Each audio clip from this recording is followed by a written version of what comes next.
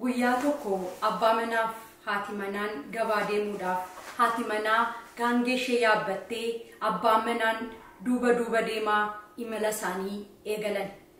Akkuma xiqqoo ishee deemaniin jarri tokko itti dhufanii maali dubartiin akkanaa kan abbaa manaa isheef kabaja hin qabne, abbaan manaan kabaja qaba, abbaan manaan utubaadha, abbaan manaan ulfina ofiidha, kan ofii gaangee irra teessee isa miillaan deemsistu jedhanii bira darban.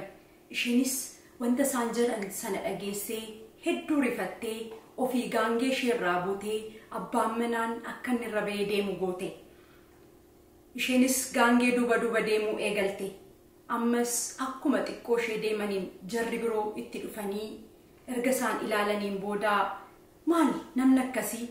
Dubartiin haadha, dubartiin obboleettiidha, dubartiin haadha manaadha, dubartiin haadha siinqeedha, kan dubartiif kabaja hin qabne ofiisaa gaangee irra ba'ee ishee miillaan deemsisaa jedhanii bira darbani. Innis jecha isaanii dhaga'ee baay'ee nahee haadha manaasaa waamee uddeellate. Lama ta'anii gaangee irra ta'anii isoo deemaa jiranii akkuma xiqqoo ishee deemaniin jarri birootti dhufanii isaan ilaalanii maal jarra akkanaa silaa dhukkubsataa miti fayyaa isaaniidha. Gaangee tokkorra lama ta'anii deemanii namummaan isaanitti hin dhaga'amu, gaangeedhaaf hin yaadanii waan meeqa jedhanii bira darban. Isaanis jecha namoota sanaan hedduu nahanii lamaanuu gaangee isaaniirraa bu'anii lamaan isaanii lafoo deemuu jalqabani. Akkuma xiqqoo ishee deemaniin jarri birootti dhufanii ilaalaa warra gawwaa, warra gaangee duwwaa deemsisaa ofii isaanii miillaan deemu, warra gawwaa jecha gaggalagalanii isaan ilaalaa itti kolfaa qubatti qabaa biraa kutan.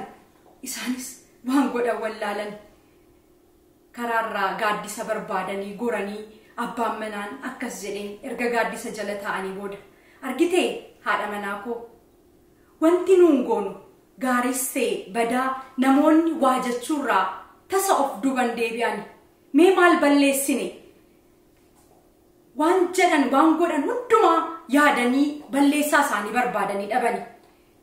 Ilaa wanta baaneef dhiisnee jechoota namaa dhageenyee itoo buunuu ofitti dhiisisne gabaanis nu jala darbite kun gara fuulduraadhaaf barumsa nuuf ta'uu qaba jedheenii jedhama. Wantan jedheef hin qaba.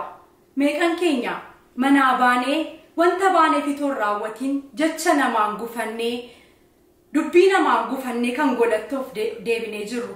Meeqan keenya kaayyoo keenya galma ga'uuf baanee maallaan jedhuu sodaannee wanta jalqabne tokko addaan kunnu, wanta yaanne tokko, wanta feenu wayii tokko itoo galmaan hin gahin deebinu. Haa hubannu yaada nama hundumaadhaaf deebii kennina yoo ta'e bakka deemuuf jennee sana hankaaknaa jechuudha. Deemsa abbaatu of tolchaa, fuula waaqan nama tolchaa jedhe jaldeessi jedha Oromoon yeroo mammaaku. Maarree nunis waca hundumaaf dhaabannee deebii laanna yoo ta'e bakka keenya hanqaakuu ni mallaan.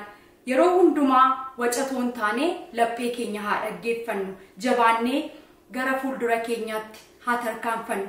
Kaan dhoksaa, kaan obsaa, kaan immoo gorsaa haa deemnuun jedha.